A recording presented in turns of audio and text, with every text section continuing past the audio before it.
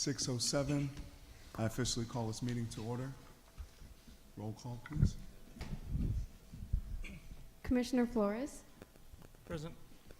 Commissioner Siebert will be marked absent, Commissioner Wall will be marked absent, Vice Chair Perilla, Present. Chair DaCosta. Present. Please join me in the Pledge of Allegiance.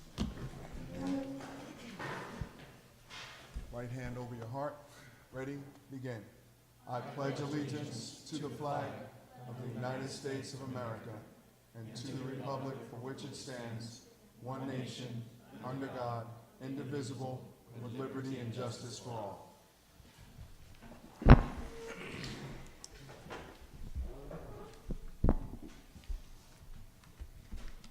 Item 3, presentations. 3.1, monthly police department update.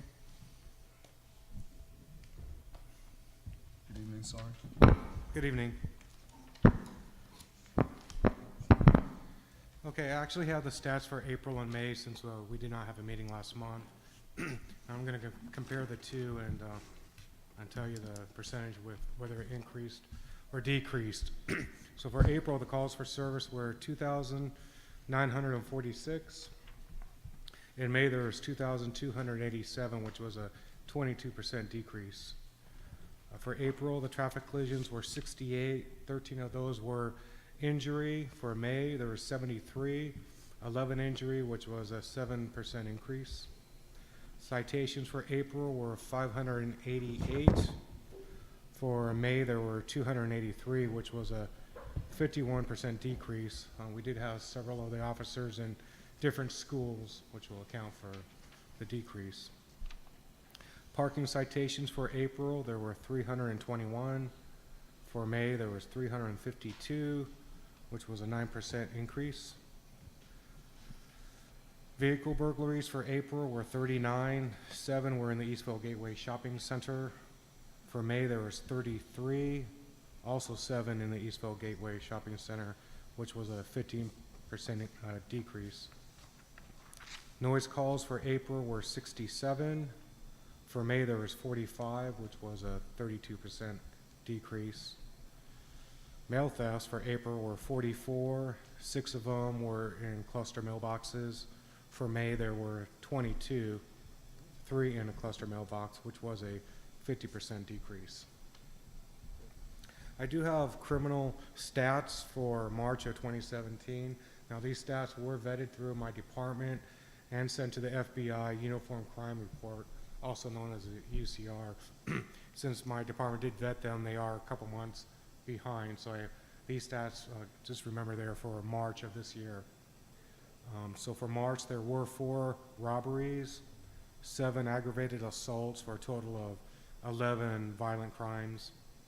There were 37 burglaries, 286 thefts, 45 vehicle burglaries, and 2 arsons, for a total of 307 property crimes and a total of 381 Part 1 crimes for March of this year. I do want to remind the public that they can go to the Riverside Sheriff's website and go to crime reports, and they can actually see the crimes that are occurring in the city of Eastville. Now, these will probably be one day behind, and I want to remind you these are not vetted yet through the department or approved. For a prime example, you could have 3 different neighbors calling in shots fired, so there'll be 3 different calls for service. On the crime report, it could show 3 separate incidences, even though it was 1. And when the officer arrives and determines maybe it wasn't gunshots, but fireworks or car backfire, he may not change the call type, keep it as shots fired, but close it out as unfounded. So if you're looking at the crime report, excuse me, it could show a shots fired call when it actually wasn't. And when our department goes through all the calls for service and they start vetting them out and checking them out, they will change it at that time to the appropriate call. And if there's 3 different calls for service, they could combine it to 1. So just keep that in mind. You can look at the calls for service on our website. I was asked to talk about the 911 versus non-emergency number. Citizens should call 911 when there's a crime in progress, threat to life or a medical injury or emergency. An example would be a person having a seizure or some type of medical emergency, go ahead, call 911. Or if there's a crime in progress, feel free to call 911. That's what it's there for. An incident where you would call the non-emergency, if it's a past crime and the suspect is no longer present, that would be an example for using the non-emergency. But keep in mind, when in doubt, call 911. I promise you the dispatcher's not going to yell at you or hang up on you for calling 911. That's what it's there for. Go ahead and use it. So when in doubt, just call 911. There were several notable incidences during this time frame. On March 30th, there was a grow house in the 14,000 block of Persimmon Court. One suspect was arrested, over 600 plants seized, and the suspects did do a bypass to the electrical box. On April 1st, there was a vehicle stolen from the movie theater in the Eastville Gateway Shopping Center. It was equipped with low jack, so one of our officers in the Hooper Valley area picked up the signal and located it in the Walmart shopping center, and one suspect was taken into custody. He was a 28-year-old Hispanic male and a resident of Los Angeles, and the vehicle was returned to the owner. On April 11th, we did have a fatal traffic collision on Hamner, south of Amber Hill.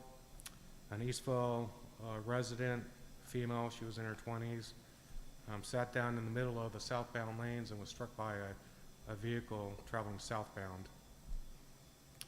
The driver of the vehicle was identified as a 28-year-old Hispanic male of Ontario. It was determined later during the investigation he was under the influence of narcotics.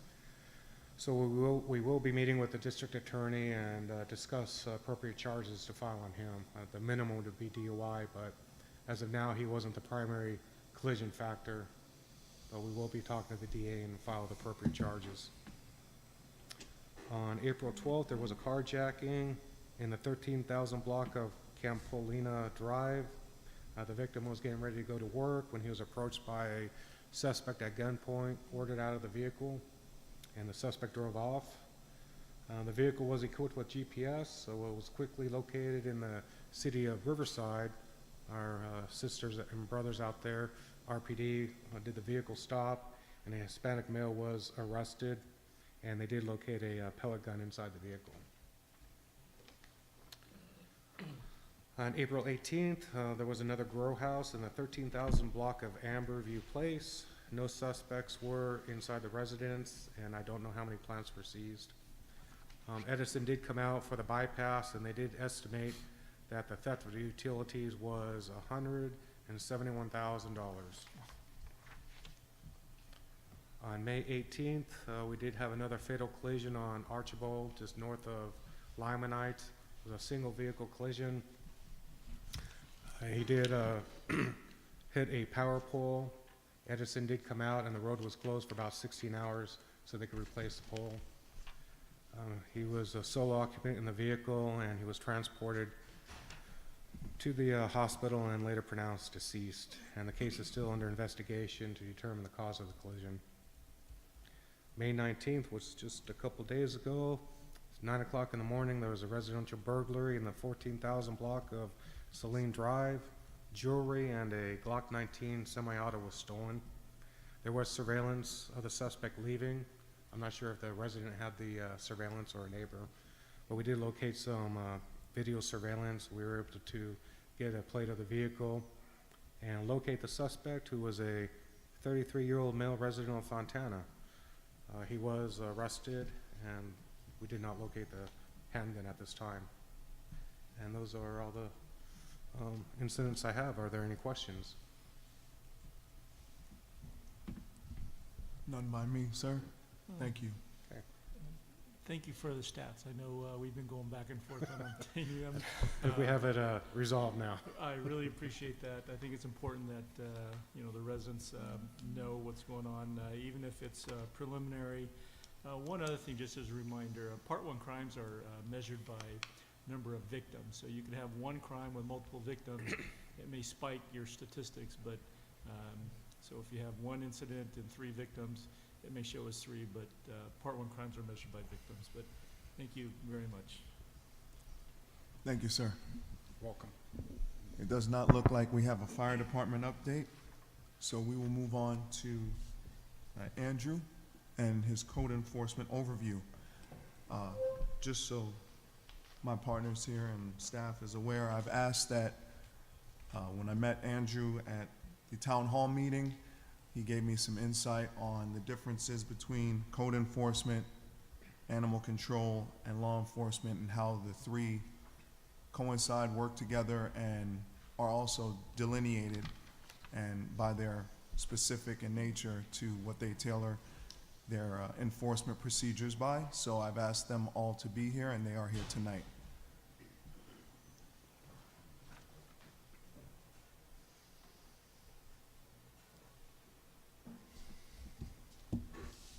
Thank you. Good evening. Appreciate that. With me, I have my partner, Officer Waldector. We both work as code enforcement officers here in the city of Eastville. We currently have it in a kind of a split where Officer Waldector works everything north of Schleichman, and I work everything south of Schleichman. So really what we're providing is kind of general overview of what we do and what we can do, and maybe how that may differ from other agencies. So. Good evening, Commissioner. Good evening. As code enforcement officers, like Andrew said, we enforce the Eastville Municipal Code, which deals specifically with property maintenance and property violations such as building violations all the way to recreational vehicle parking. Some of our main violations that we have seen a lot of are overgrown weed vegetation and also recreational vehicle parking in the driveway, trailers, RVs, boats, and that sort of issue that we have. So some of our processes will conduct an initial inspection. If the violation exists, we issue a notice of violation if we can't make contact with the resident. Something easy such as trash cans, which can be moved, while we're out at the property. We'll try to do a knock and talk and get the occupant to remove the violation while we're there. A lot of what we do is also education. We have flyers, neighborhood preservation standard flyers that we hand out, which detail some of the most common code violations that we have in the city as a reference to property maintenance, so yard, parking, and those type of violations as well. Yeah, and also to touch on that, we do strive for voluntary compliance, and so with that, there is a lot of public outreach, knock and talks, and if we're not able to gain compliance through that, we have our process, which is issuing legal documentation and fees and fines, which are assessed against property. We are limited to the Eastville Municipal Code, so things that we do not enforce are penal code, California Vehicle Code. We don't address issues such as California health and safety, animals, or individuals who may commit a crime. We've developed a great network with our Riverside County Sheriff's Department as well as animal control, vector control when it comes to rodent infestation, green swimming pools, things of that nature. And with that, the objective really for code enforcement as it relates to property, is just to maintain and improve the quality of life for the residents and for the city. So with that, I don't really have anything else to add. If you guys have any questions for us, the field goes. I don't have any questions. I would like to ask if we can open it up to anyone that might have a question for code enforcement at this time. Sir. All I want to say is, these guys do a great job. Thank you. Thank you, Andrew. Thank you. Officer Wallacre. Ma'am? Chairman DaCosta, if I might also add, some of the information regarding code enforcement can be found on the city's website. So there is a dedicated page to code enforcement whereby citizens will find a link to our municipal code, which is online, and you can do a keyword search for various portions of the municipal code that you'd like to learn more about. There's also information on this page about street sweeping services and schedule and maps. And you'll also find information about the rental registration ordinance and the process for registering your property as a rental and why you have to do it, as well as the application. And then lastly, information about the foreclosed property registration process as well. And can community members make a request for service on that website? The citizens can make a request for service through the e-citizen app. Is that what you're referring to? Just Or on the website, if there was a link for them, in other words, someone wants to have code enforcement come out to look at a property, can they? Absolutely. There is code enforcement does have a general email box, which is code and then _ complaint at eastvalesca.gov, as well as links to the email addresses for Officer Shuck and Officer Waldecker. And also you will find a link to download the Eastvale Community Neighborhood Preservation Standards, which is like the top 10 biggest complaints. Thank you. Thank you. If nothing further, we'll move on to animal control update from Mark Viziak.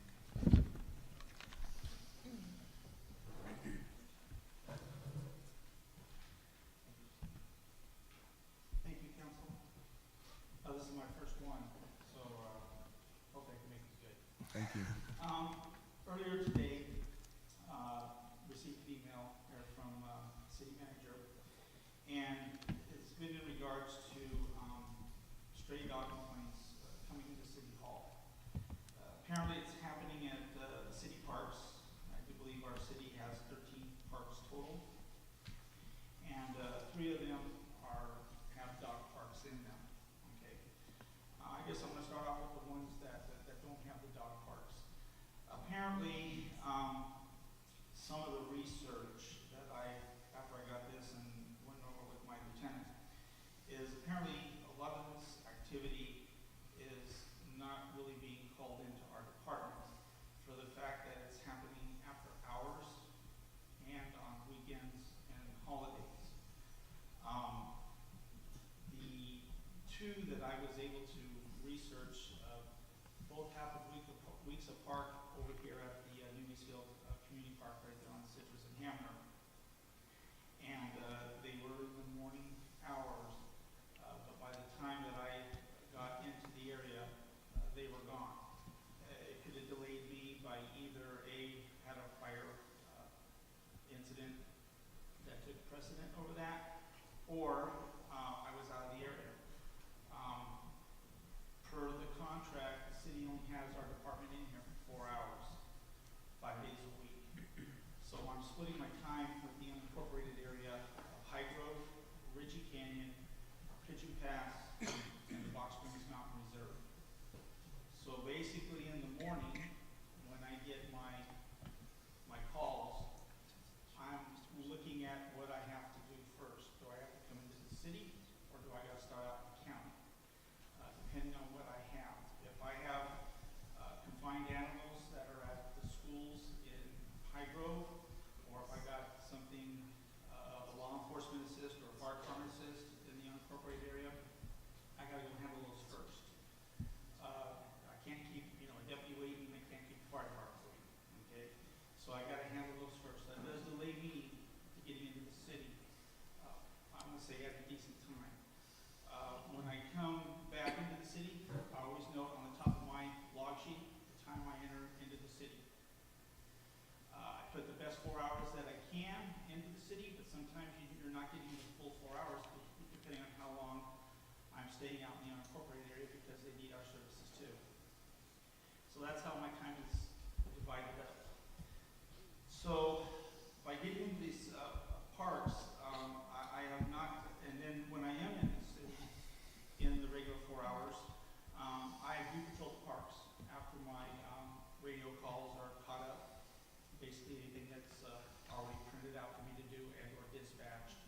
then I go on what I call a routine patrol. I patrol the neighborhoods, I patrol the parks, and I patrol shopping centers. And even take my breaks and my lunch in the shopping centers. So sometimes I even get flag downs. You know, I don't care, it's part of my job. I just tack on a little extra time for my lunch.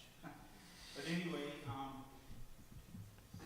I have never came across really any violations of the leash law, at least during my tour of duty in the city. Dog parks are another issue. They are maintained and they are ruled by the Harupa Community Services District. Those are their rules, they're not ours. Pretty much as I mentioned at the town hall meetings, when people enter these dog parks, they're it's stated on those signage, they're entering at their own risk. I have people that are putting large dogs into small dogs, and these big dogs unfortunately are seriously injuring or they are killing the small dogs. I get frustrated with pet owners, because now they lost a family pet. And something I know that kind of like has to be kind of done, but animal control can only do so much. It's more of a civil issue when you enter into these dog parks. But to assist, we will assist, we will evaluate, and we will, proceed with what we need to enforce if there's any enforcement needed. Both the victim and what I call the victim and our suspect dog owners, they're both educated on the law, and at times they're given copies of the law and to read and digest and hopefully understand about the leash law and how to control your pets a little bit better. But when I'm also out doing the other parks, I do see people playing with their dogs in the parks. They're either throwing frisbees, wiffle balls, tennis balls, but they have control over the dogs. Under our definition of the leash law, if the owner has the voice control, signal control, or eye control, and it shows that their dogs are compliant with that, I pretty much just leave them alone. If I happen to come across what might be an encounter, then I will go and I'll talk to the owner and say something's coming around the corner. You need to get your dog on a leash, because you just can't see what's coming around corners. So I bring it to their attention. I'm out there to educate and and to enforce if need be. But sometimes getting to some of this stuff delays me because of my time being split in the county unincorporated area. I did bring with me again the stats that were the first 4 months of this year, so from basically January 1 to April the 30th. I'm going to kind of break it down a little bit more into what I normally do at the town hall meetings. Basically, we had so far 25 incidences where stray dogs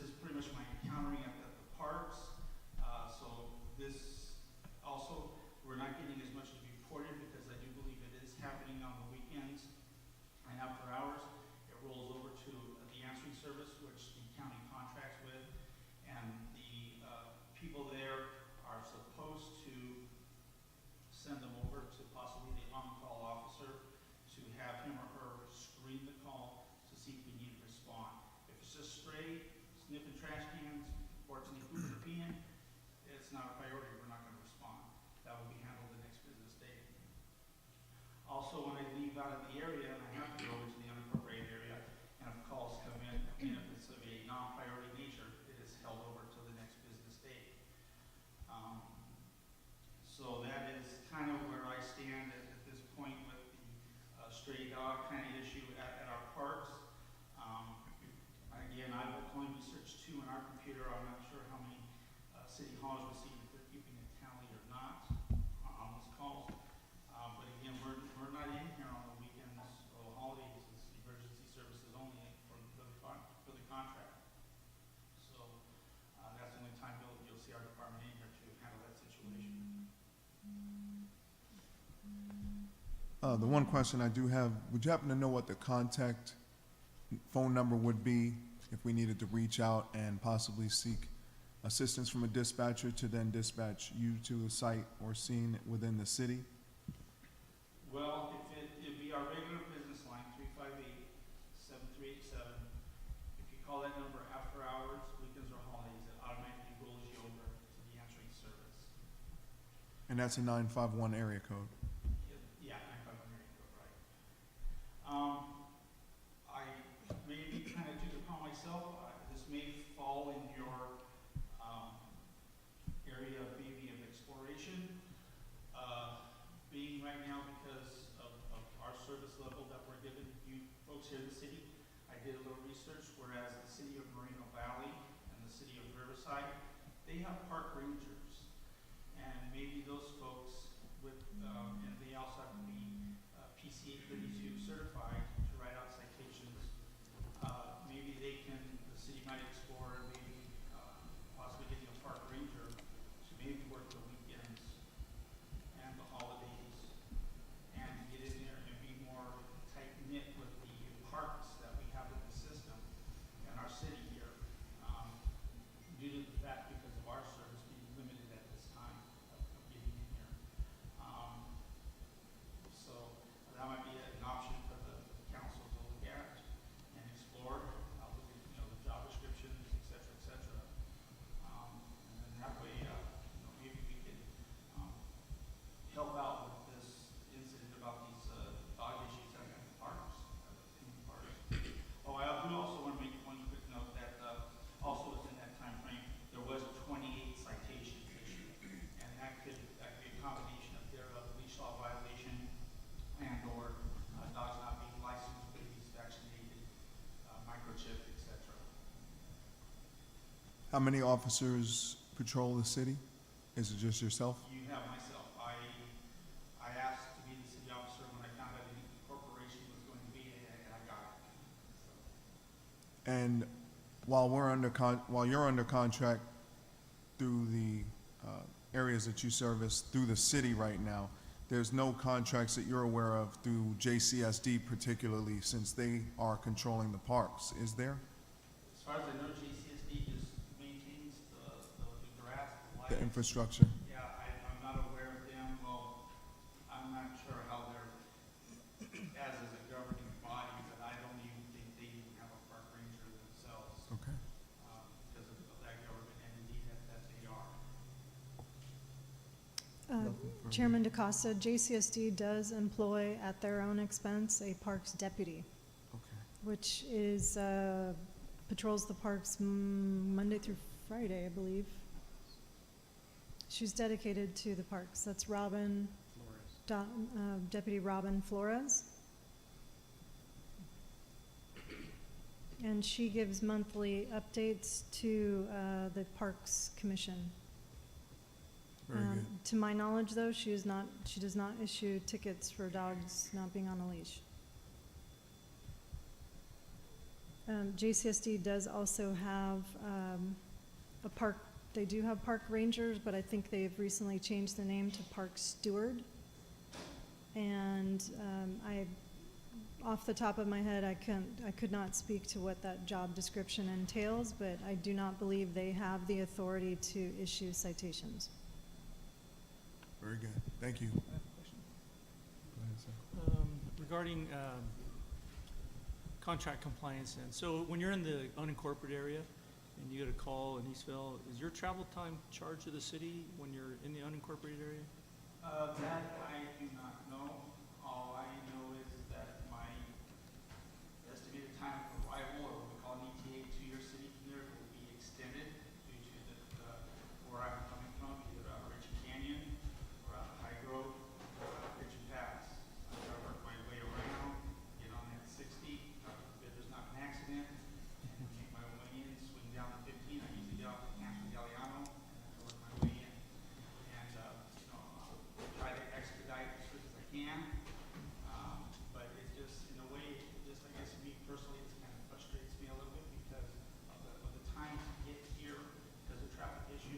And that, if I was here in the city, I could have got here faster. The problem could have been solved. So at one point, how do we determine when your time in the city begins then? Basically, when I hit the city limits, if I leave out of the animal shelter, let's say 9 o'clock, it takes me about 16 minutes to get over here. So if I say when I come over the freeway, I log my time in, your 4 hours starts from there. And that time also includes if I have to pick up animals, if I get a full truck and have to go back to the shelter and unload, that includes that. The time also includes an example yesterday. There was a resident called in, hadn't seen a person for 8 days, had a dog in the backyard, had to call the deputies out. Something bad inside the residence. After they did their investigation, they determined it was best to go into the residence. They determined we didn't have anything bad. So that eats up my time there too as well. That keeps me out from patrolling more in the city or delays me from getting to the other calls. Although I don't really leave you guys hanging too much. I mean, if anything overlaps past that 4 hours, I'm in here completing that call because it's probably a priority call or somebody called to have a last minute dog or cat picked up. But once I'm kind of out, I won't come back in unless I absolutely positively have to. Very good, thank you.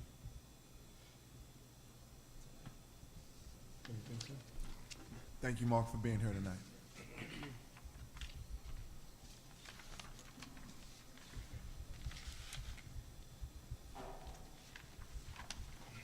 There's a number of items on the consent calendar.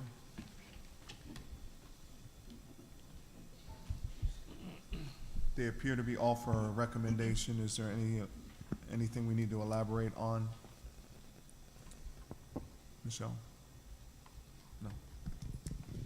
That would be at the the commission's discretion. Anything, gentlemen? I thank you for Public works. 4.6. That was very informative, and I think if the public didn't download that or read that in the agenda packet, they would be well advised to read the impacts of AB 109, Prop 47, and Prop 57 on the state as a whole.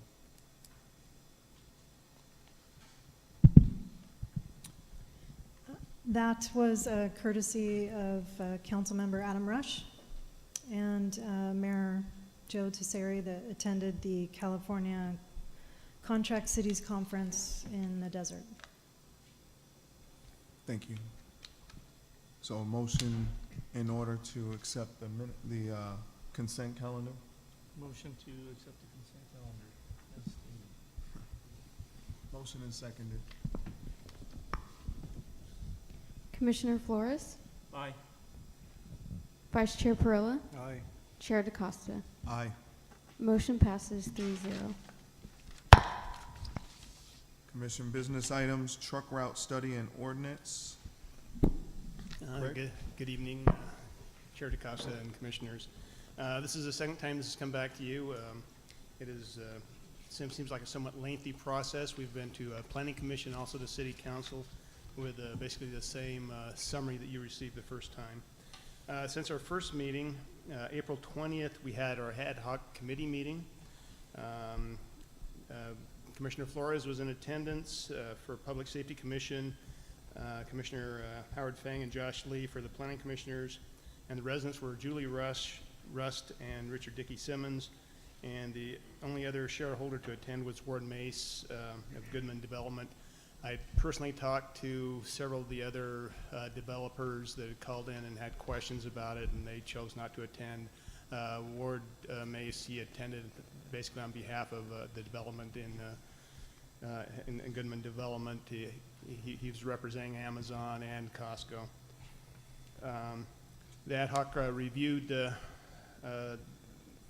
our report and also reviewed the truck route mapping and made a few suggestions to make it a little bit more understandable, mainly by including a few of the truck routes we missed on the very north end on the map, and also including more of the Ontario truck map.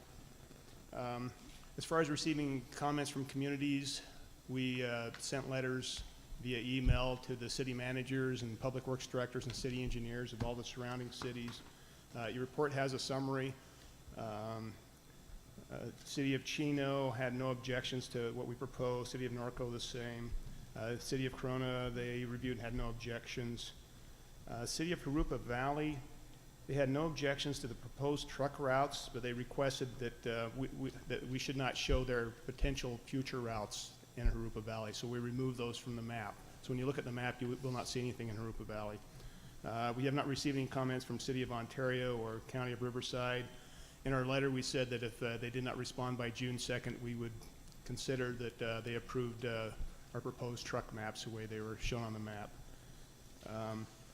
This is just one of several remaining meetings. Tonight, we'll also go to the Planning Commission meeting next month, and then to the City Council. There will be 2 meetings in which the ordinance will be, there will be 2 readings of the ordinance, and it takes 60 days to implement. We have incorporated changes to the ordinance, and I've given you a copy. The primary changes from what you received in your staff report last week is that we listed all the truck routes specifically in the ordinance, and we also included some language regarding terminal access, regarding trucks. Commissioner Perilla, he provided comments, and same with the county Sheriff's Department provided some comments, and this is still a draft format. We're going to see still tweaking this and making some changes based on what we're learning and understanding, particularly regarding the terminal truck route issue. We have our consultant here, Fred Minigar. He's here. He'd be glad to answer any questions or give background.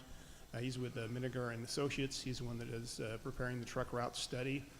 And with that, we have the map on the board on the screen right now. We did one small change that we noticed. Jessica, if you could scroll it down. On the very north end where it says Philadelphia Street, that is actually, it should be red for existing designated truck route for City of Ontario, and the south half will be blue.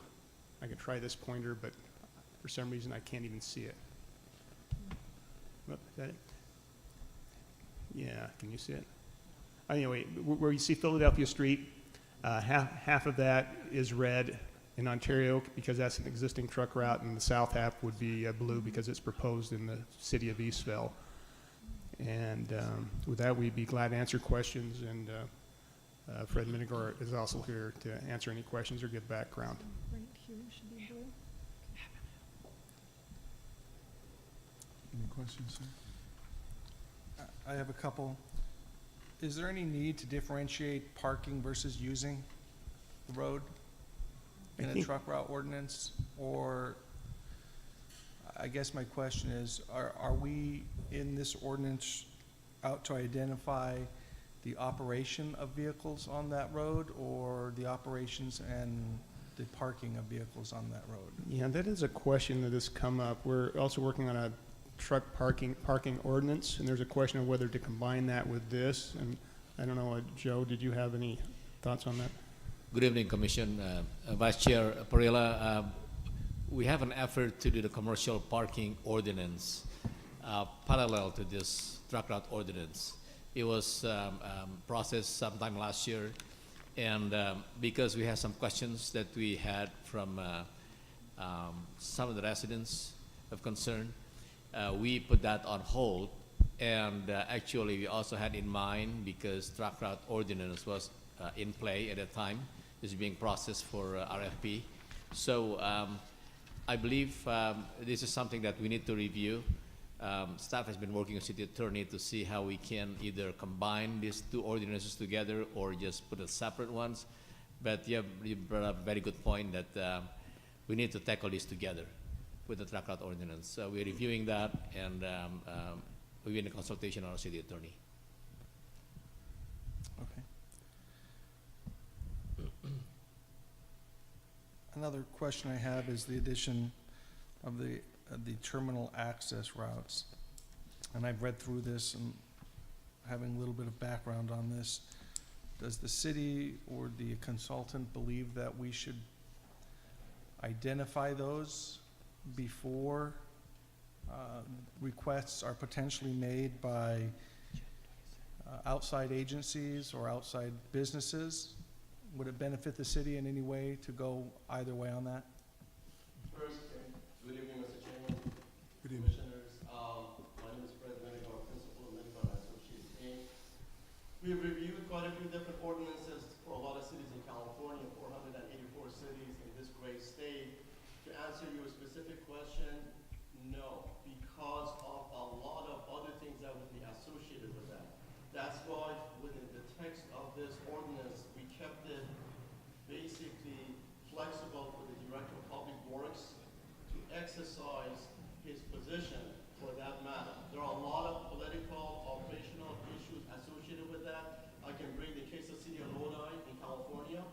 The City of Lodi decided to designate some specific routes as for the truck terminal and access roadways, and they had all kinds of issues with the California Highway Patrol and the State of California Department of Transportation, specifically Caltrans headquarters.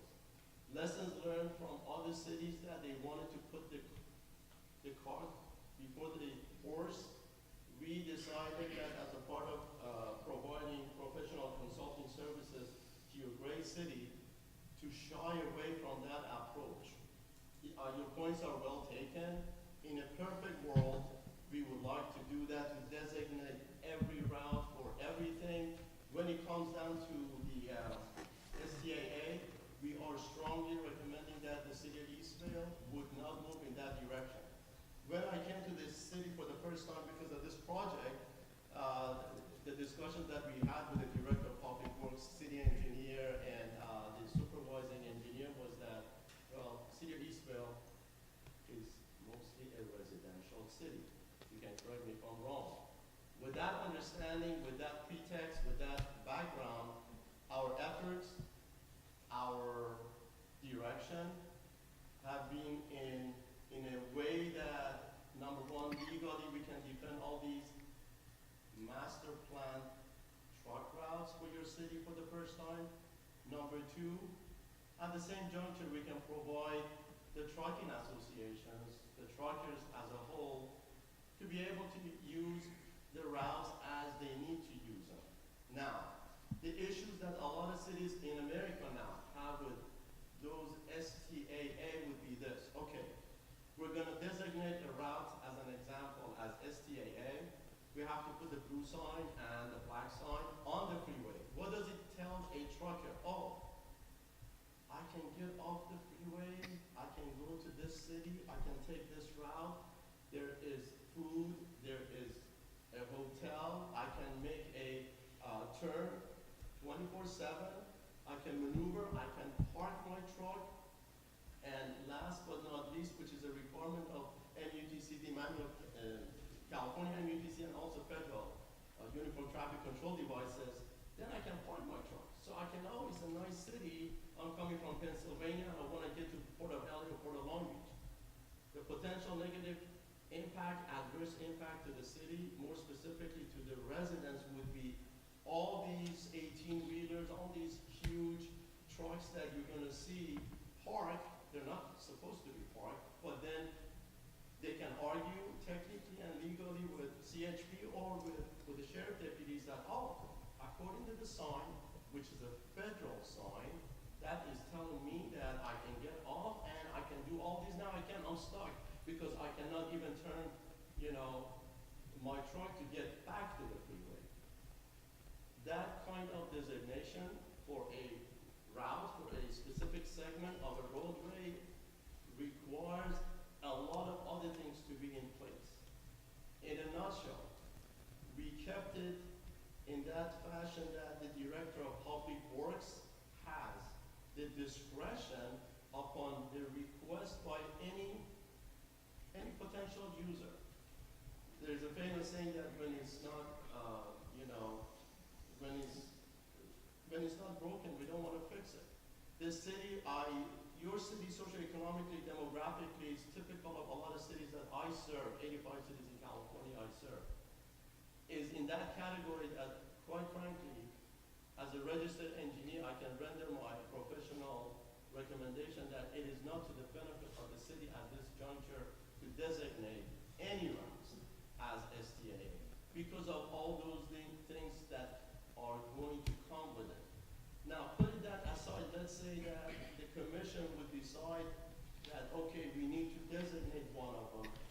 We haven't had, you can correct me if I'm wrong, the city has not had any official request from any trucking associations, from any trucking companies, from any warehousing or distribution centers, i.e. Amazon, Costco, Walmart, I can go on and on, that, oh, we need to have that kind of designation. Therefore, when people are transporting, these goods from ports of LA or Long Beach or coming from, I don't know, New York or Chicago for deliveries, they cannot use your infrastructure system because either our drivers got a ticket, which is not the case, or it's not designated.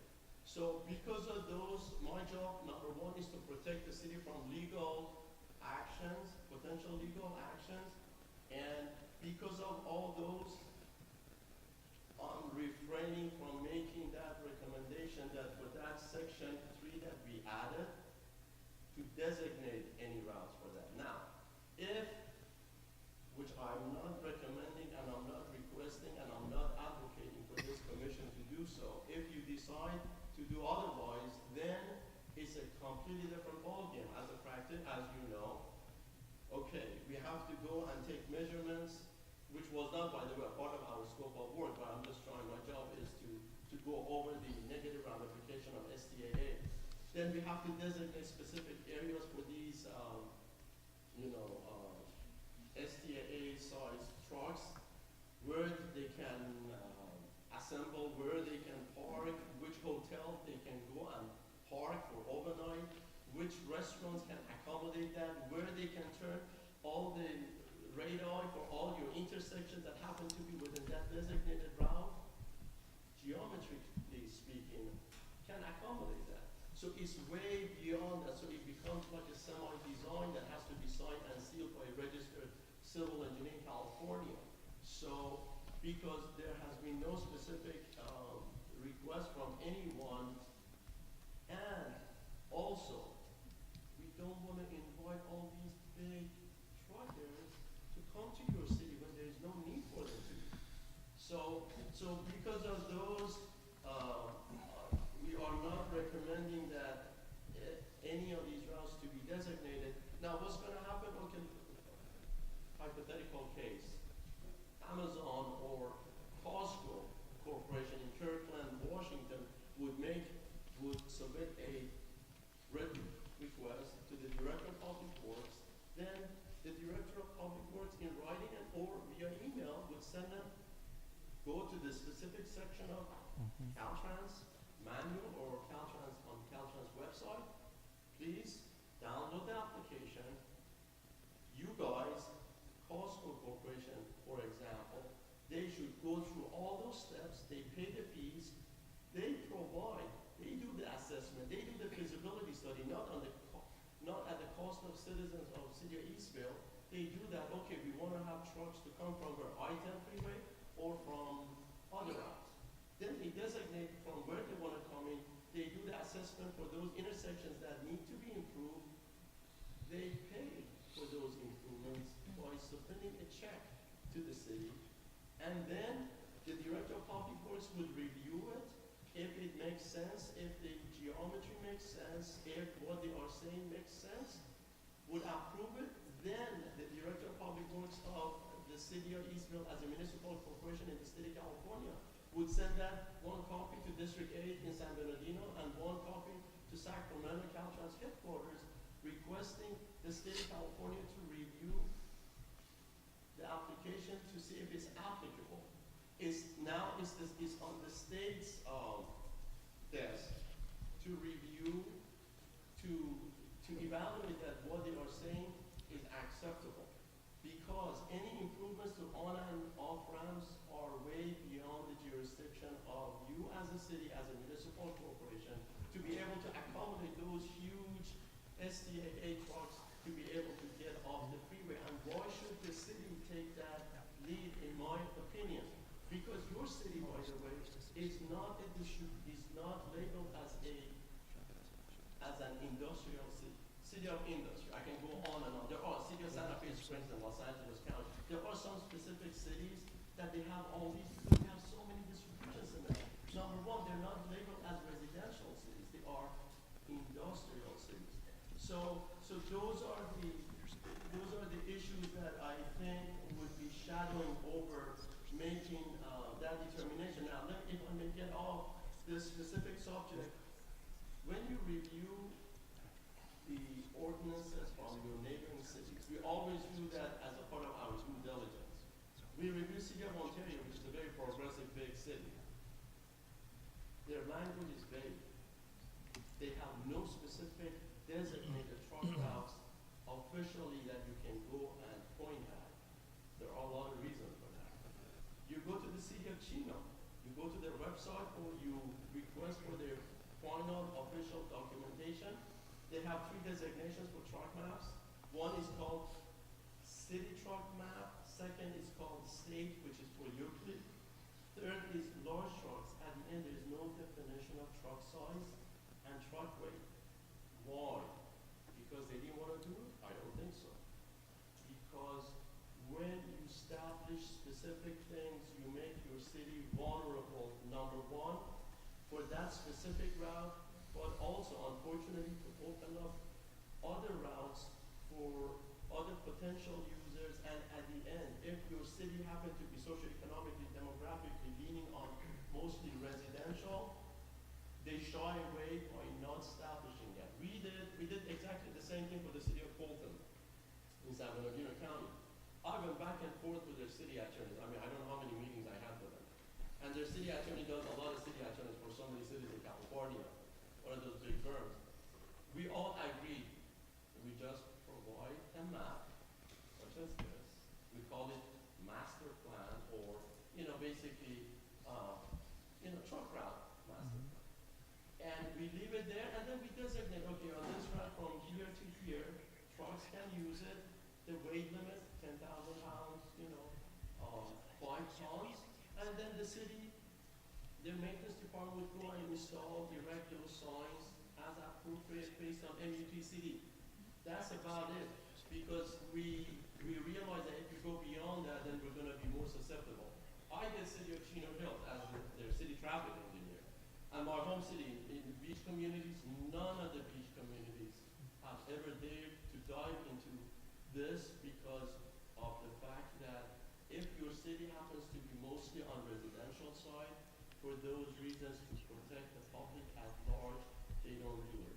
Now, legally speaking, at this juncture, this ordinance is a more or less bulletproof document. I mean, it's subject to, we can be edited here and there.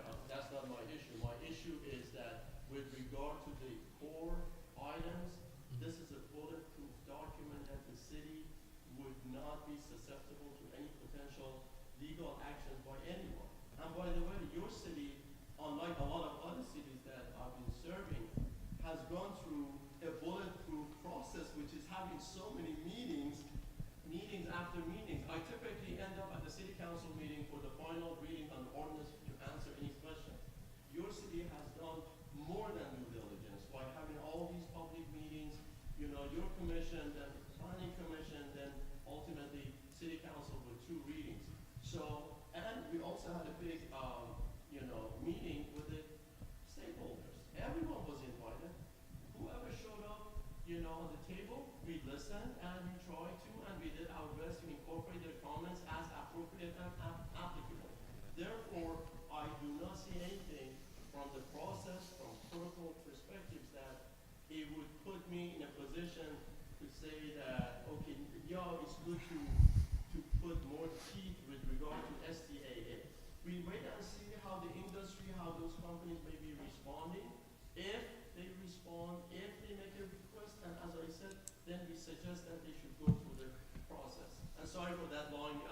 that's, I thank you for the information. I just have a couple of questions, what-if questions. The city and the city council has approved, and we've announced Amazon as well as some of the other distribution centers.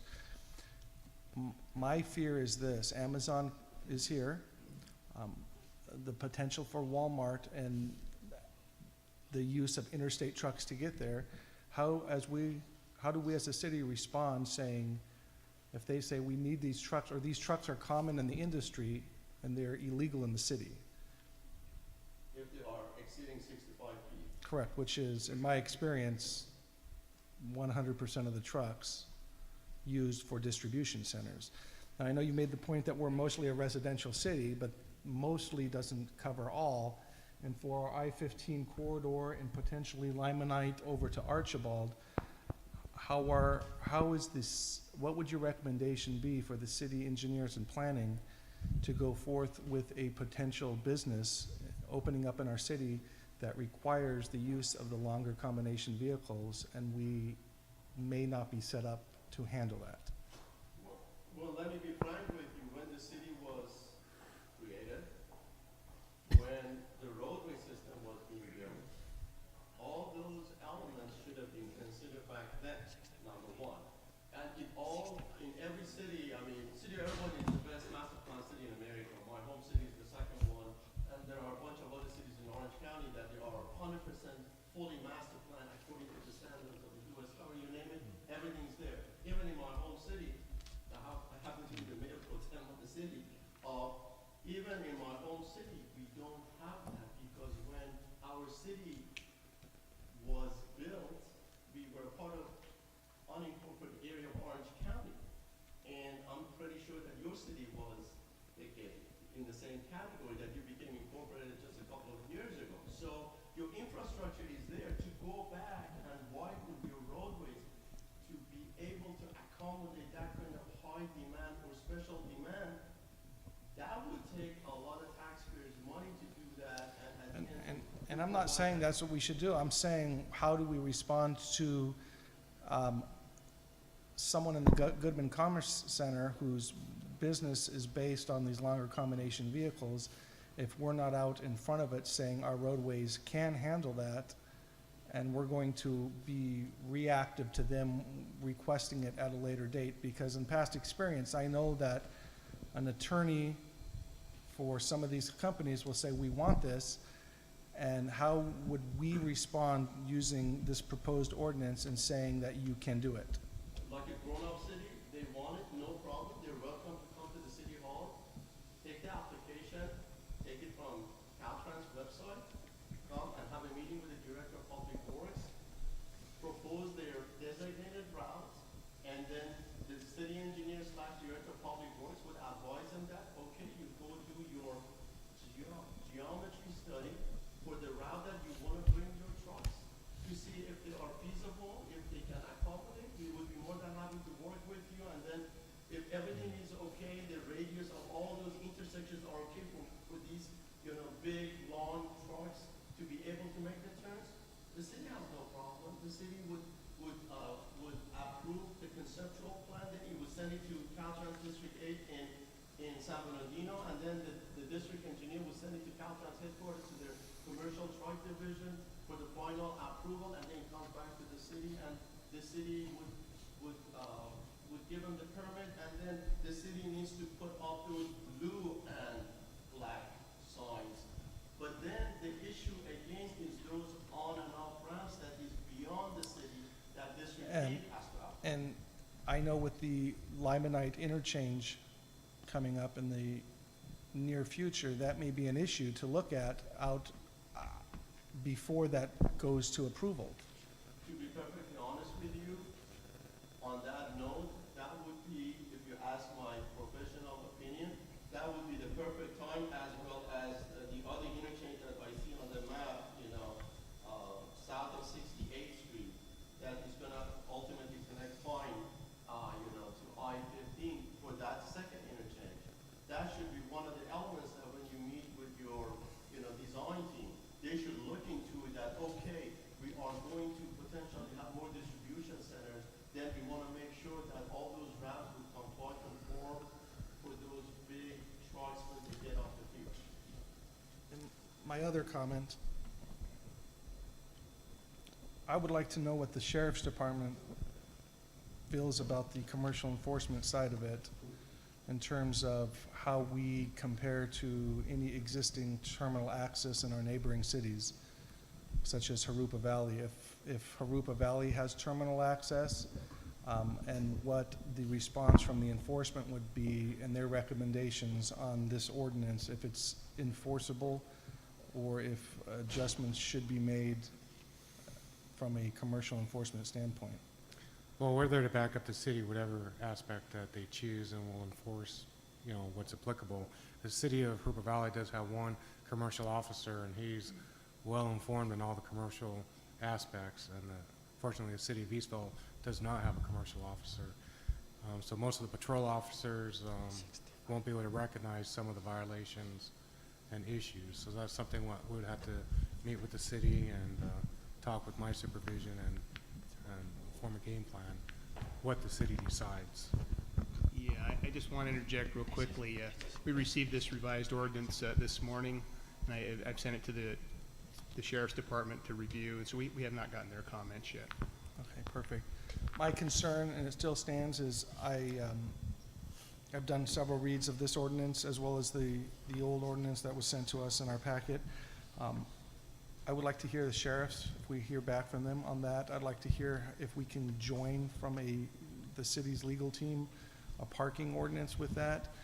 And to be frank with you, my concern is I don't want a 72-foot truck to get off the freeway thinking they're on a truck route and they're not in compliance, believing that they may be in compliance. I don't want to have tickets issued to the companies that we've allowed to do business as distribution centers because they may not be in compliance with state law.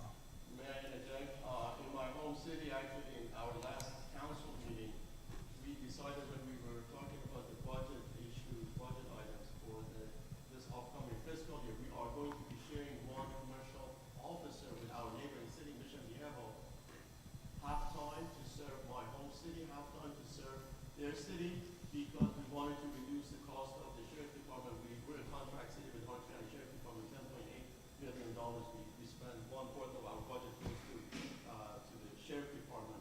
We wanted to economize, and when our neighboring city wanted to eliminate the position of commercial officer, we said let's cut a deal half and half. But then when I asked them, I asked them what exactly do you do? They said when they get off my freeway, basically, we don't want them to get into the city to all these residential areas or to go to the beach. If they park there, if there's a sign that says no parking, then we're going to ticket them. But to get back, the reason I brought up this issue is to get back to the ticketing aspect of it. My personal, now I change my position.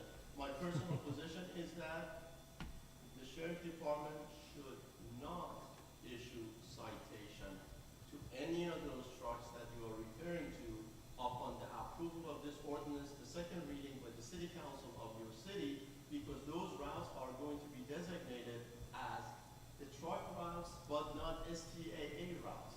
So if a sheriff deputy would see one of those big 65 feet trucks, the best practice would be to give them not a ticket, a citation that, oh, this is not a, by the way, designated STA truck route without fining them because the city does not have any established STA. It's up to them if their truck cannot take the turn, make the turns, and then they have to pay for all those damages that are going. And that's where I disagree. I would have a hard time telling our sheriff's department to look away from a law if that law, in fact, is a vehicle code, and that vehicle code does not need to be adopted into a city ordinance, because that ticket could be written now without this ordinance. So, I mean, we may have differing opinions there, and that was my goal on getting out in front of this. If we wait until the accident occurs to say it was up to the truck driver to know where the STA route and he decided to go down there, I don't believe that to be the best proactive measure in order to keep the infrastructure sound. With all due respect, your points are well taken.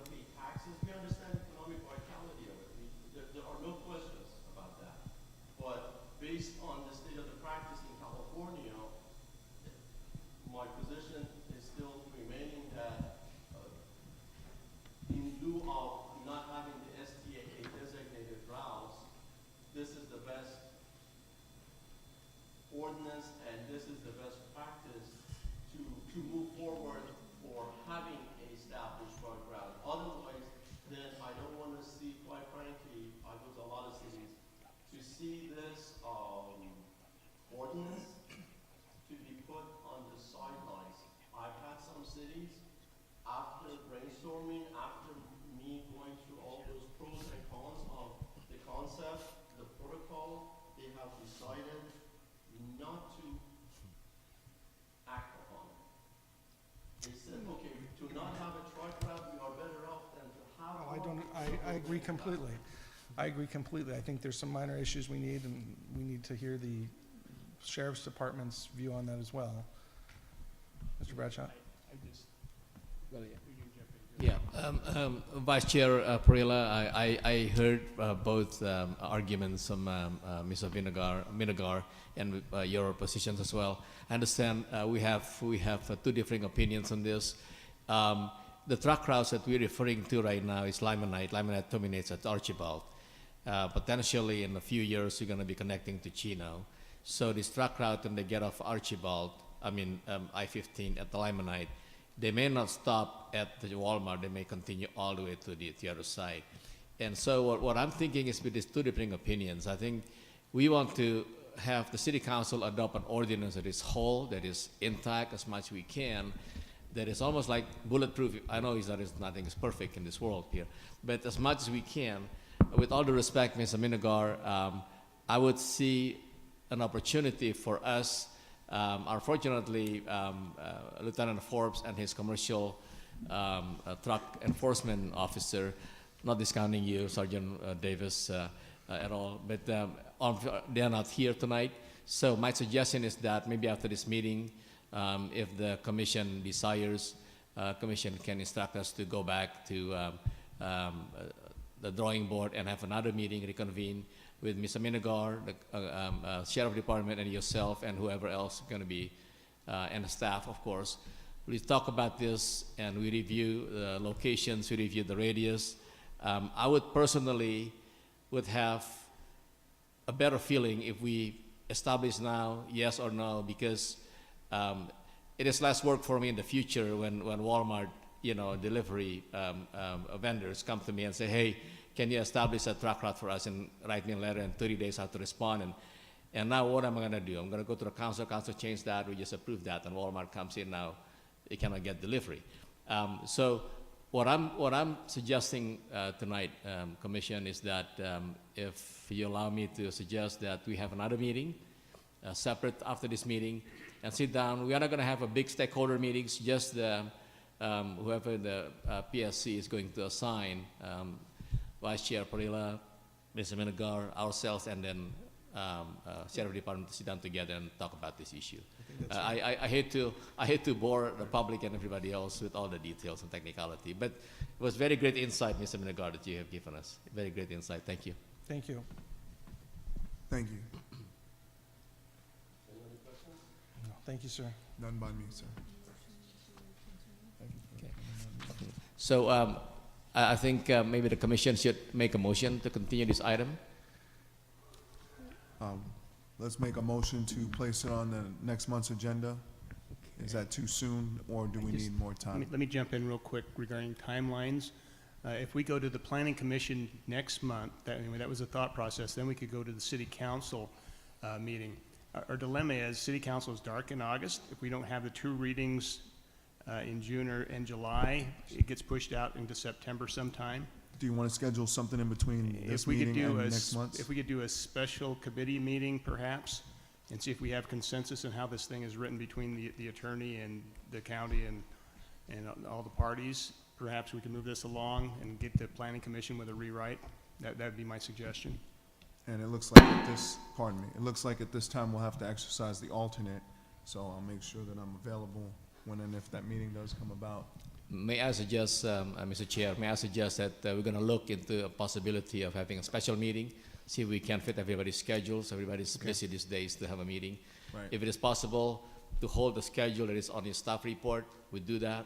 But if not, then I would rather err on the side of having the really intact ordinance rather than rush it.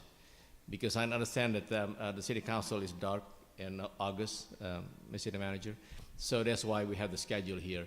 That means that we missed the meeting, a special meeting, whatever, we have to go to the June 27th meeting. That means we're going to miss September adoption, which is going to be maybe sometime in October. Understood. But I would suggest that for the sake of having a whole and then a good ordinance, and in conjunction with the commercial parking as well that this was suggested earlier, I would suggest that we better do that. But we're happy to look into the possibility, and I need to consult the city manager and also city clerk to see the scheduling issue. Okay, I make a motion to table this item until we hear further from city staff. I'll second. Motion and seconded. Commissioner Flores, Aye. Vice Chair Perilla, Aye. Chair DaCosta. Aye.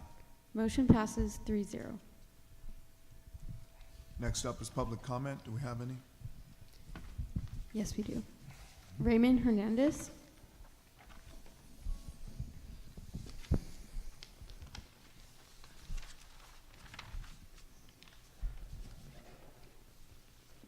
Good evening, Commissioners. Good evening. Good evening. Staff. Reason for being here tonight is to address the mailbox crimes that are occurring in the city limits of Eastville.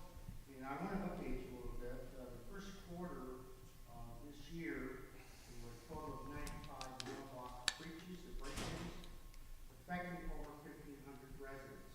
Now, how I arrived at 1,500 residents, there's 16 resident in each cluster, so just do the math. And that would be trending to 6,000 residents at year end. So, frankly, all I can say is alarming, it's overwhelming. Just last night, I was attending a local resident, what do you call it, evening out or something, neighborhood watch program. And last night as I arrived home, I come to find out we have 6 clusters that were broken in my neighborhood. I'm at Tentler and Tisdale. Amazing. My wife called in to the deputy sheriff's department to report this, and there was an officer by the name of, let's see here, Deputy Barron, who came out to inspect the crime scene and spoke to my wife on the details. Again, this is alarming. We need to develop new ideas on how to combat mailbox crimes. We either deal with the problem now, or the problem will continue to deal with this. Incidentally, Deputy, I think you said there were 22 this month. Did I hear you correctly? In the month of May, mailbox crime, is that what you mentioned? All I'm saying is you can add 6 now. Okay? So, thank you. That's all I have to say. Thank you, Mr. Hernandez. Our next public comment speaker is Todd Rigby.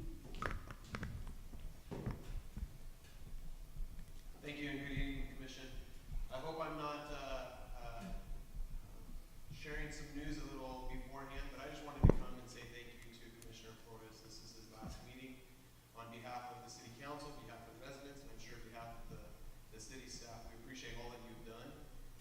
No offense to the rest of the commissioners, but you are going to be missed. We appreciate all the service that you've done over the years. We appreciate all that you've done, all your input, your knowledge. And for those residents, he's not just leaving us, he has received a well-deserved promotion within his current assignment, and will do a fantastic job. But he will definitely be missed in the city, and we appreciate all that you've done. Thank you very much. Thank you, Councilman.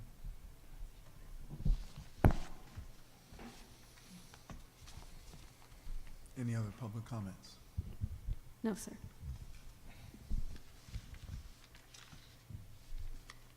Commission communication, city staff report. Good evening, Commissioners. Wanted to provide you a couple of quick updates. On May 6, 2017, we had our first community cleanup. Wanted to provide you the statistics, and hopefully code enforcement will be happy that we prevented a lot of illegal dumping. We had a total of 19 roll-off bins that were hauled off away, which equivalates to 2.22 tons of metal, and that is tons, not pounds. 6.9 tons of e-waste, 26.09 tons of municipal solid waste, and approximately 9,800 pounds of shredding that were all hauled away from City of Eastville residents on that 1 4-hour block on the community cleanup. So I think those are some pretty impressive numbers. I'm not sure how it compares to 2016 when you had the very large event, but this was a pretty impressive event. We had a constant stream of cars waiting to get in, so it was great. I also wanted to provide you this past weekend, we partnered with Riverside County Emergency Management Department to provide community emergency response team training, CERT training. We did have 12 community members that attended and even some city staff that were trained in fire suppression, basic medical operations, light search and rescue, disaster psychology, terrorism, and disaster organization. So although it may seem like a small number, it's 12 more community members that are prepared to respond to an emergency or disaster if one were to strike. And lastly, I wanted to let everybody know that this week is National Public Works Week, and they're not in here to hear that. But we started going to do a series this week on Public Works, highlighting some of the things that they do. It is the shared sentiment that they're kind of the unsung heroes of public safety, although they're not, protecting the lives. They are in some regard in that they're providing, roads to drive on and fixing potholes immediately. So per the American Public Works Association, this is their week to acknowledge that. So we've been doing some series on social media to let folks know to thank Public Works staff for all the hard work and dedication. And I wish they were here to hear that, but they're not, so I understand. So that's all I have on behalf of Public Information. Good evening, Honorable Chair and Commissioners. For you, Commissioner DaCosta, this will likely be a bit of redundant because you've heard some of this at the town hall meeting, but I do want to provide you with some basic updates. The Limonite Interchange project is moving forward. As you know, we received funding through SB 132, which provided additional funding specifically for Riverside County projects. One of which included the Limonite Interchange.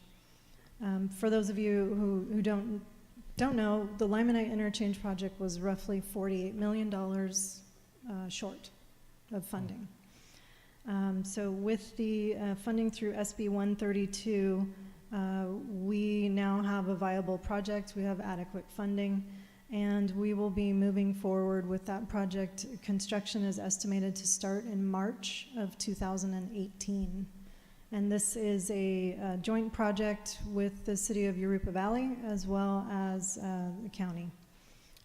That will be a widening of the Limonite Interchange and a new bridge deck, which will also be widened.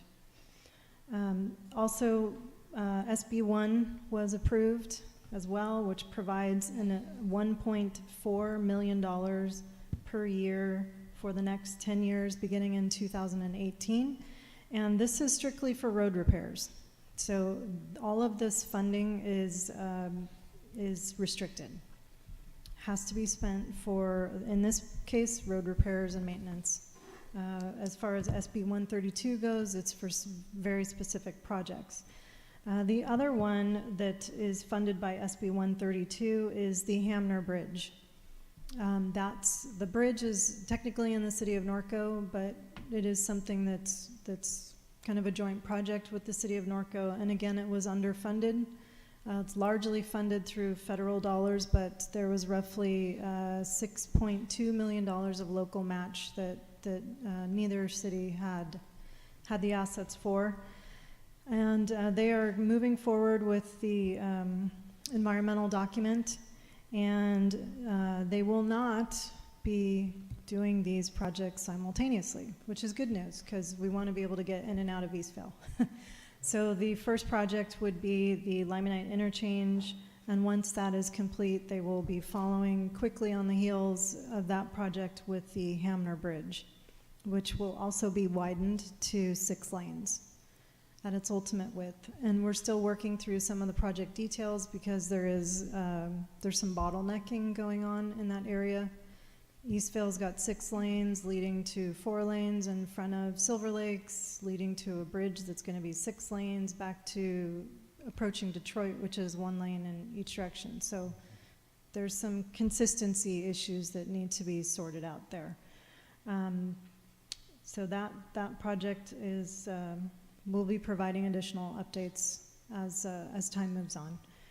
Lastly, the governor did approve SB 130, which is the VLF funding for the four newly incorporated cities in the county of Riverside, Eastville being one of them. This is exciting news for us, being that we've been fighting for the VLF dollars for 6 years. At this point in time, that money is not projected to come until the end of 2018 fiscal year. So this is not something that I plan to incorporate in the city's budget for the upcoming fiscal year, being that the first payment would not be anticipated until late May of 2018. And there's much discrepancy over the actual dollar amount. You know, we see a news article says $3 million, you know, someone else's calculation says 5.3, someone else's says 4.2, and that type of uncertainty is not something that I would recommend building into a budget. So we will be moving ahead conservatively with what we have and know that we have to work with. Lastly, the I-15 express lanes will also be another project that is starting. They will be installing express lanes from Cajalco all the way up to the 60 freeway. The city of Ontario will also be working on express lanes on the I-10. So there's going to be a lot of expressways coming with HOV lanes and tolling. The I-15 express lanes will be simultaneous with the Limonite interchange. And we have asked the project managers to make sure that the coordination that there is coordination, because we don't want the projects hitting the same intersection at the same time. That's going to create significant problems. So we are working through those details as we speak. Lastly, well, not lastly, but some other public works related updates.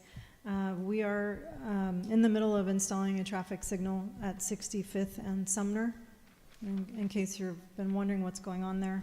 That should be operational in June.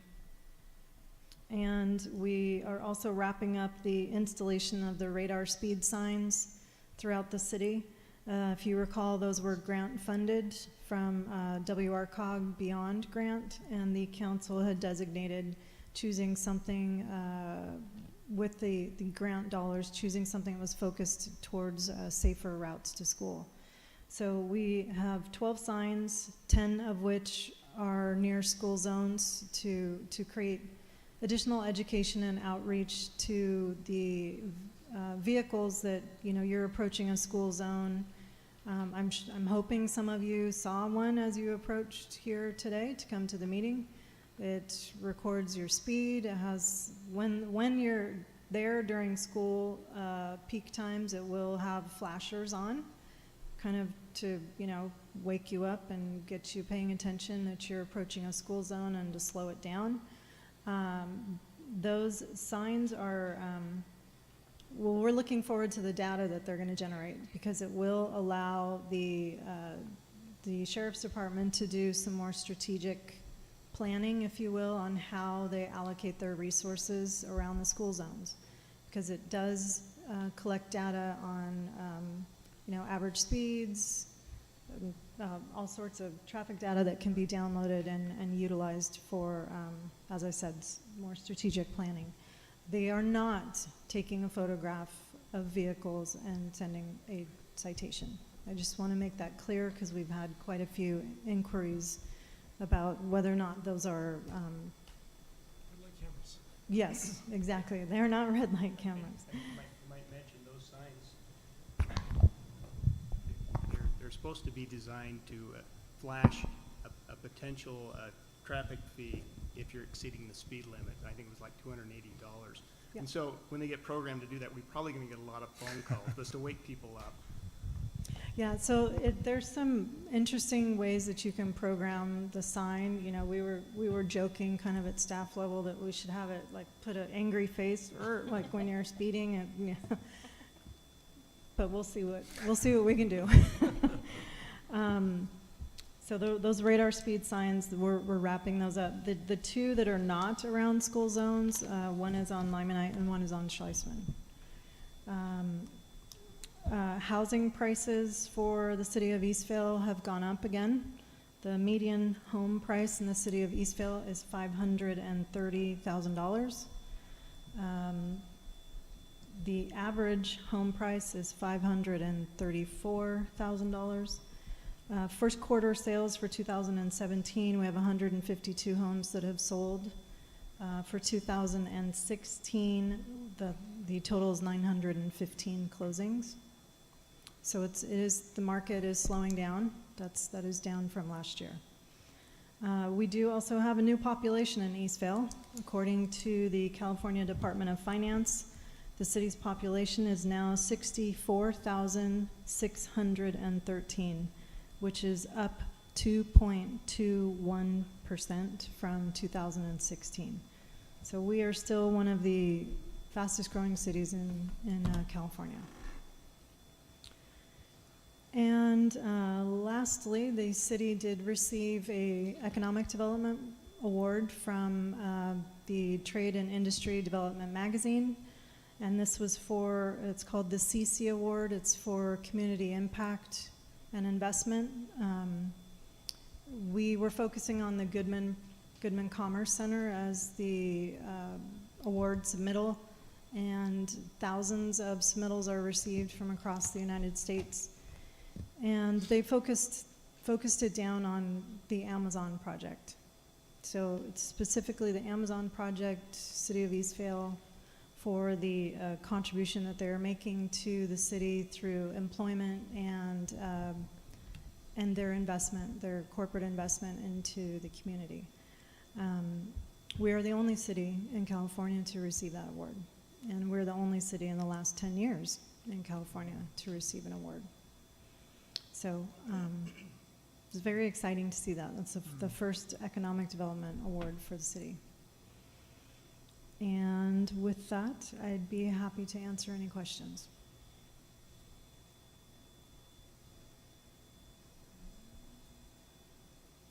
I think I'll reserve my question for when it's time for communications at the end, because I wanted to address the trailer and trash collecting issue. It seems like we do have quite a bit of trash collected during the community event, and something that I was trying to propose during that time when the event was coming up. So I'll save my comment for the end, or the question rather. Okay. Thank you. Anything? Good evening again, Commission.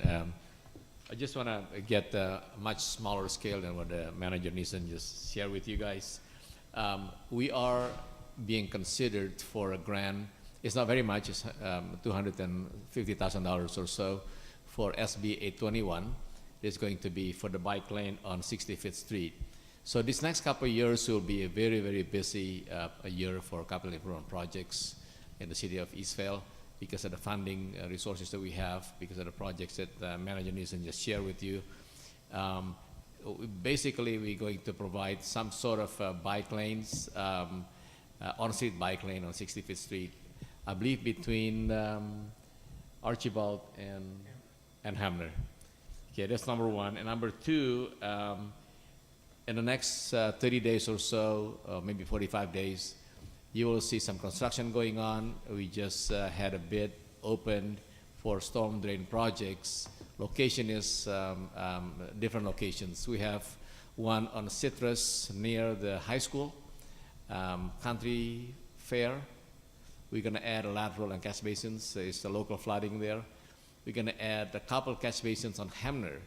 One is at 58th Street, a couple more around the shopping centers. And we also are going to add a couple more laterals and catch basins at Chandler area, specifically on Selby and Hall and Walters. Those projects have been funded by some sort of a grant money from Riverside County Flood Control District. We received funding agreement of $2 million from the county, and the bid was open last week for about 1.2 or something like that. So we are pleased to inform you. Going to be more projects in the city of Eastville.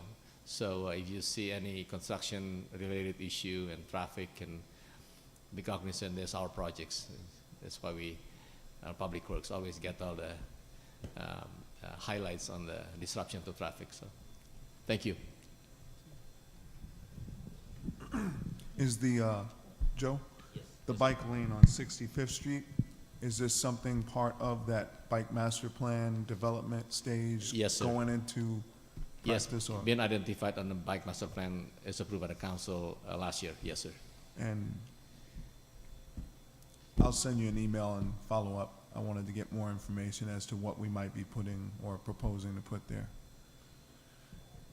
Oh, I mean, you mean you have a question for us? Yes, Oh, sure. no, I just wanted to view the final plan. Oh, okay. Yeah. Yeah. Okay. So it's not developed in It's its not final developed yet. stage We're yet. talking about the grant that is going to be approved. I was under the impression that we might be moving forward based on all the data that was collected during that time of the bike master plan, that we now know what kind of protocol we're going to put down on 65th Street. Well, 65th Street was identified as one of the routes for the Right. bike, right? Exactly. And as identified on options what to be added there. Mr. Bradshaw can add a little bit more. Right. Yeah, 65th Street has relatively low traffic volumes. What is being proposed is to go back to single lanes in each direction and also maintain the left turn median and allow rooms for right turning movements. We're proposing to bring parking back along the edge of Harada Park. And so it's going to be a considerable change, but the traffic volumes work very well for this type of single lanes each direction, as long as you have the dual left turning median and the right areas for right turning movements. We'll bring that back and fully vet it with you and show you how that works. I think you'll be impressed. By way of clarification, the bicycle master plan is just that. It's a plan. It did not include how each of these phases would be implemented. Correct. And in order to pursue grant funding, we had to have a plan first. So now we got that piece done. Now we're going after different alternative funding sources via grants to piece by piece complete the ultimate vision of the bicycle master plan. But the different segments, the implementation and what is proposed would obviously come back to the Public Safety Commission, and likely potentially the Planning Commission, and ultimately to the City Council. It would not be something unilaterally implemented at staff level. Yeah, these are major changes. Yeah, these are major changes, like road diets and things like that. No, that would that would go through the process first. Understood. Thank you. With that, we'll move on to Commission Communications. Sir? Thank Final you. meeting. Well,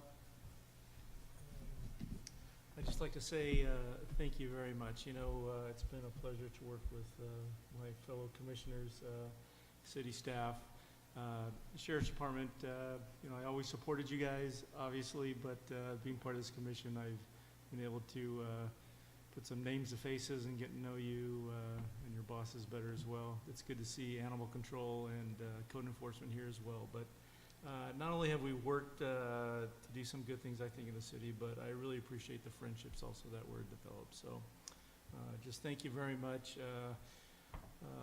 My career path has taken me to a point where it's not so much the work, it's the scheduling conflicts with other city council meetings I have to attend. So I kind of toiled with this back and forth, especially when I knew the promotion was coming, but I just don't think it'd be fair to the city and to my work if I try to spin even more plates that I'm already spinning. So I think volunteering and just getting involved is really great. We can't complain if we don't vote. We can't complain if we don't get involved. So This was a great opportunity, and you guys have been very professional, and my hat's off to you. I hope we still stay in touch, but thank you so much for just a great experience.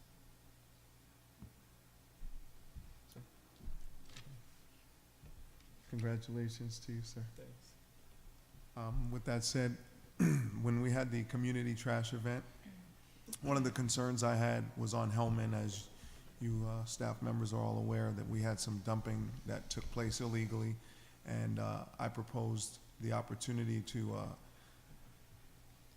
set myself some time that I would be able to acquire a trailer and then go around picking up the illegally dumped items, which was cleaned up prior to the community cleanup event. But my goal was to reach out to you, Michelle, and find out if we could coordinate with Waste Management for that purpose and see if there was an allotment of tonnage delivering said items or any trash around the city, and going sort of on a cleanup patrol during the event, in the event that we had illegal dumped items in that one part of the city, and not knowing if it would have been social media invited, or that we could identify what other problem areas there may have been same type of situations or scenarios during that time frame. So I kind of wanted to try and put myself out there in a basis of trying to assist the city, and volunteer my time to do that during that time. But I did volunteer that day, and I'm always appreciative when I see the line of residents coming out and getting rid of their trash and helping code enforcement not have to enforce so much more. But I was just trying to ask you in regard to that, if that was something we could entertain, or do we meet or exceed, like you have mentioned, the amount that Waste Management in that during those events, basically. Thank you for your inquiry on that. I do see your suggestion and your idea as a good idea, but there just was not enough time to plan that, because there's some issues that need to be overcome, such as the liability component. And with illegal dumping, there already is a protocol at City Hall. So although you had made us aware of it, we already knew about it and had already, the wheels were already in motion. Right. And so I think maybe explaining to the commission how that works. You know, we get submittals through the eCitizen app of illegal dumping areas, but we also have code enforcement volunteers that do a weekly or bi-monthly tour of the city where we have hot spots that are known for illegal dumping. Hellman is one of them. As well as the area behind Orchard Park, and then the dead end over at Harrison, again in the Orchard neighborhood, and a few other areas. So we do proactive patrols of the city to see where there's illegal dumping. There's some forms of dumping that has to actually be called into hazmat. It's if we cannot identify the contents of a container, it has to, or if it's not clearly marked, it goes to another path and has to go a hazmat path. We also, that would apply to various types of chemicals and drums, which we do from time to time, collect throughout the city. But, you know, this afternoon there's someone who's illegally dumped a bunch of trash bags on Limonite near Hamner and Limonite. Those are picked up by code enforcement rather quickly. So a lot of this is addressed through protocols that already exist at City Hall. And then as far as bringing the contents during a cleanup, that's something that we would have to sort out with Waste Management because of the liability, and our municipal code actually says we're not supposed to self-haul, so I'd have to work with them and see if that falls under you know, if we're bringing it to them specifically, if they would, you know, not consider that to be a self-hauling issue, or if they would prefer that we actually take it straight to the dump with a permit. So that's the other component. During the community cleanups, when we have someone that comes with a lot of items, we actually give them a permit and a pass to go straight to the El Sobrante dump and unload the materials there at the location for free, so they don't have to pay for the dump fees. And that is part of our community cleanup, but it also allows us to not have one person can take up an entire dumpster.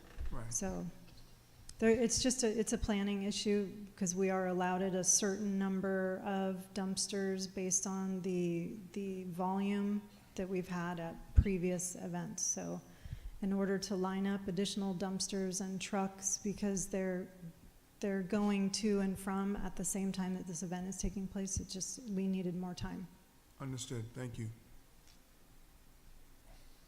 I have nothing else, and with that being said, a motion to adjourn in order, or? If I may, I just wanted to tell Commissioner Flores, it's been a pleasure working for you, sir.